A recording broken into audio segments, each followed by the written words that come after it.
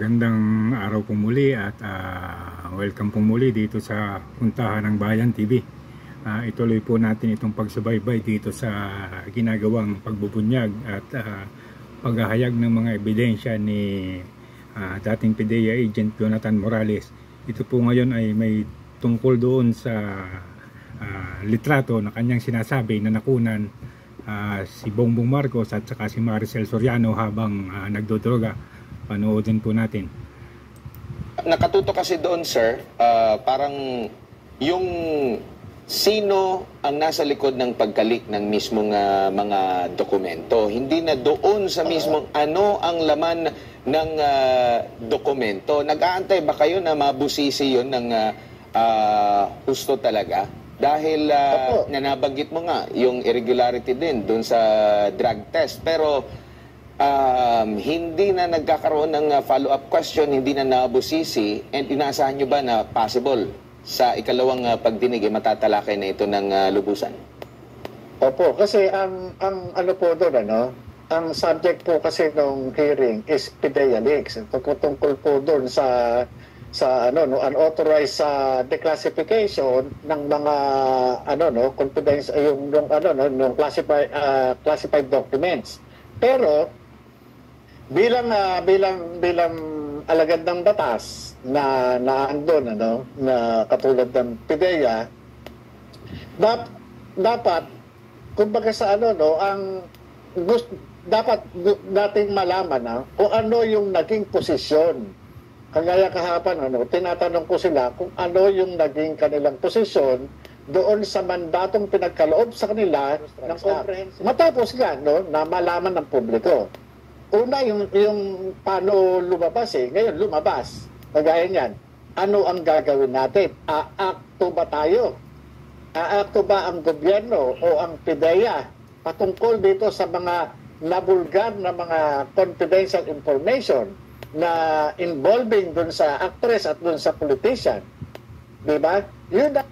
So, yan po ang pahayag ni Mr. Jonathan Morales tungkol doon sa pagkakabulgar ng dokumento at saka yung pagkakabanggit doon sa drug test na 2 minuto lang. At inaasahan po niya, nagtatanong siya kung ano ang gagawin ng PIDEA bilang ahensya ng gobyerno o ipagtatanggol ba nila si Marcos o mag-iimbestiga. Pero para pong ang narinig nating aksyon ng PIDEA dyan ay i-deny lang yung mga dokumento.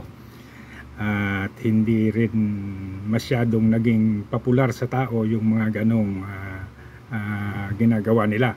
Ituloy po natin itong kay Mr. Jonathan Morales.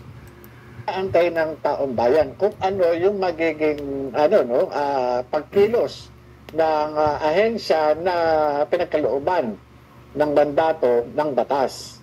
Yun po yung isa doon na dapat talagang tutukan para magkaroon talaga ng kasagutan sa mga katanungan ng taong bayan.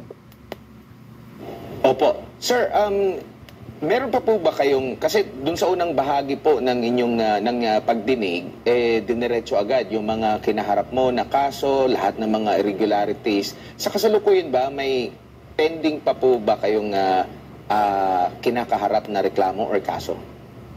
Opo, bali ito po yung kasong gawa-gawang kaso na ipinail ng PIDEA. Yung isa po bali na-acquit na ako yung katabi nga ni Director General Lasso na yun po yung naging complainant na nag-file sila ng kaso na wala man lang silang personal knowledge doon sa kasong pinail nila sa akin. Unang-una, yung mga ginagawa nilang paninira sa akin, talagang noon pa man dinurog na nila ako. Ano pa ba ang magagawa nila sa isang durog na? Wala na. Wala na. Kumbaga sa hindi ko na iniindayan dahil yung mga ibinabato nila sa akin, wala namang wala namang, kumbaga sa walang matibay na dahilan para ako ay talagang libain. Kumbaga sa ako, sinisikap ko talaga na talagang labanan itong sa pamamagitan ng pag-attend ko doon sa mga korte at paglalabas ng mga ebidensya. upang patunayan na ako ay inosente sa lahat ng mga akusasyon at bitang nila sa pamamagitan ng mga gawa-gawang kaso. So, ayan po. Ayon sa kanya, mayroon siyang kasulukuyang hinaharap na kaso. Sa katunayan, dalawa ito. Ang isa ay na-acquit na. At ang sabi niya ay gawa-gawa lang ito ng kanyang mga kasamahan. At na hindi alam kung ano ang nangyayari sa sinampang kaso.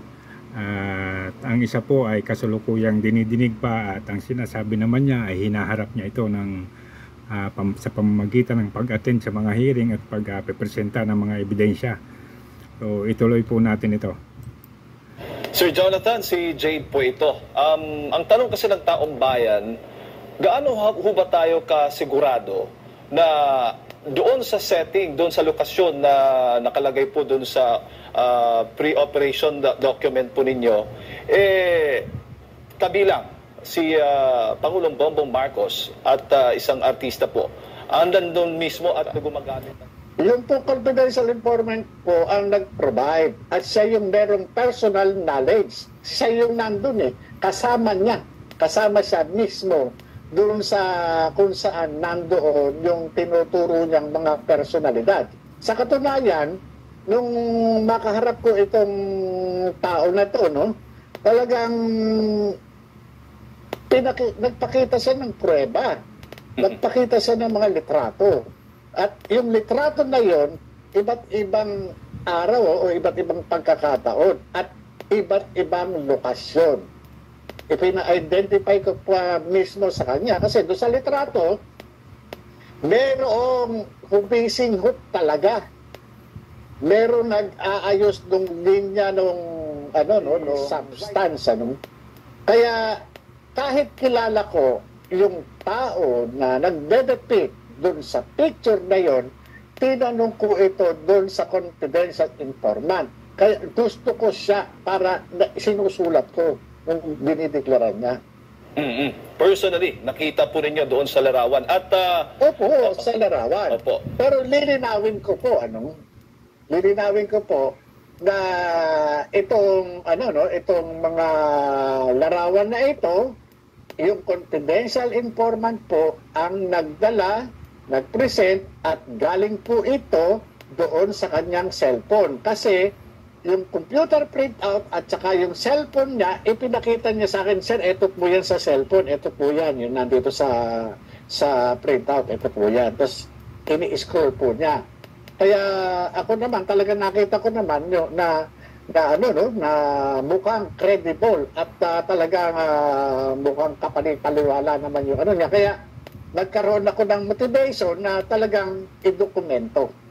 At para magsagawa nga ng surveillance dun sa kaya yun yung mga documentation na ginawa ko. So, ayan po, yung mga litrato ayon kay Mr. Jonathan Morales ay galing sa kanyang confidential informant at hindi raw iisang pagkakataon na kinunan. So, ibig sabihin, ilang pagkakataon din nilang ginagawa yung pagsinghot at paggamit ng droga. So, medyo kung mapapatunayan to, malaki-laking usapin to. Ituloy po naman natin yung ibang bagay. Kagaya po nito, nababalitang ipapatawag na rin daw si dating Presidente Rodrigo Roa Duterte sa korte. Panoorin po natin ito.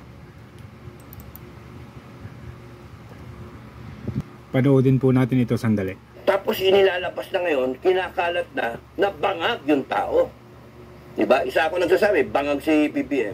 Ang mas mahalaga dito, ang ine-expect ko sa Senado, ako mismo, na-expect ko sa Senado, is not to pin down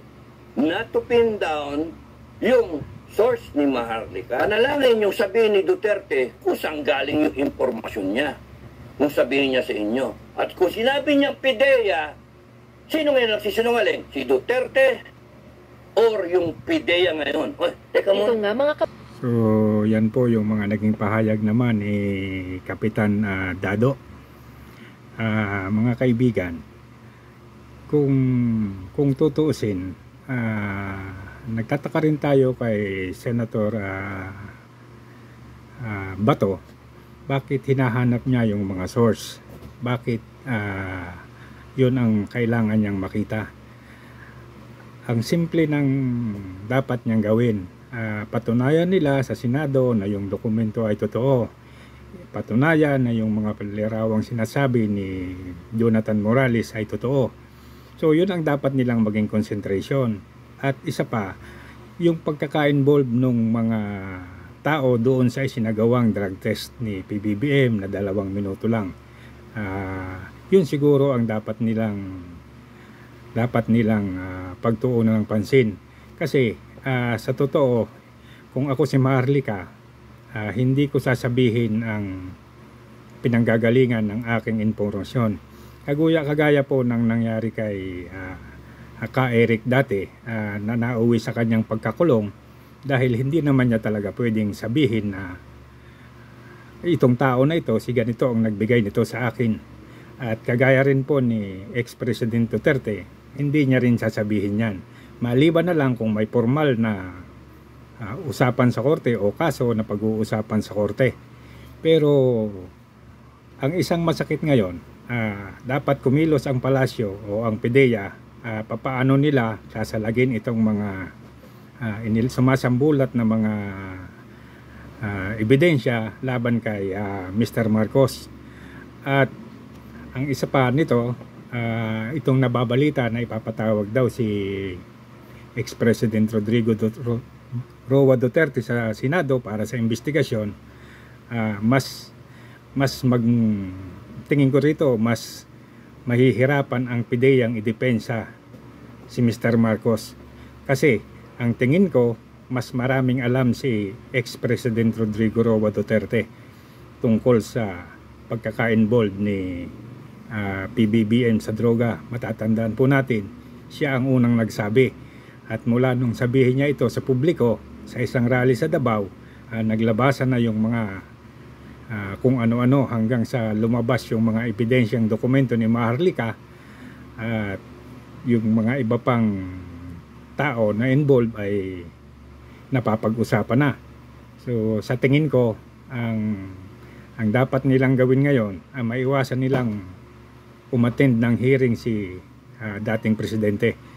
Ang dapat i-concentrate ngayon ni Senator Bato ay alamin ang mga totoo doon sa mga dokumentong lumabas at doon sa iba pang sinasabi na kagaya ng drug test, at hanggat maaari magawan ng paraan na may pa-drug test si Mr. Marcos.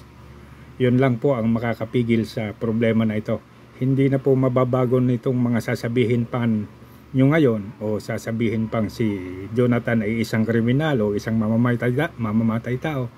Hindi na po niyan mababago yung kanyang nasabi at kanyang naipakitang mga dokumento. So, yan na po yung papaniwalaan sigurado ng mga tao, lalo at nakikita ng mga tao ang mga sitwasyon sa ngayon, sa dami ng alangas-ngas sa ating gobyerno. So, yan lang po at magandang araw at paki-like and subscribe na lang po.